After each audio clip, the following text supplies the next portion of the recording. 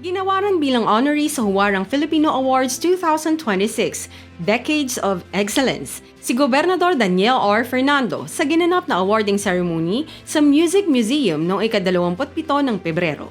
Kinilala ang gobernador dahil sa kanyang matatag na paninindigan sa paglilingkod bayan at makabuluhang pamumuno na patuloy na nagdudulot ng positibong pagbabago sa lalawigan ng Bulacan. Sa kanyang mensahe, ipinaabot ng punong lalawigan ang taus-pusong pasasalamat at inialay ang parangal sa mga mamamayang Bulakenyo.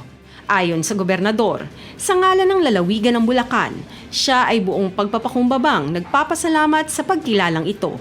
Higit sa isang parangal, ito ay paalala na ang tunay na liderato ay nasusukat sa malasakit at sa pagdamay sa mga higit na nangangailangan. Iniaalay rin niya ang karangalang ito sa bawat mamamayang Bulakenyo.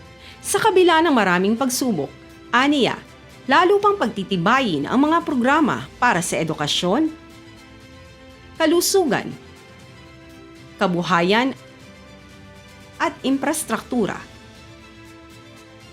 Ang Huwarang Filipino Awards ay kumikilala sa mga natatanging Pilipino na may pangmatagalang ambag sa komunidad at sa bansa.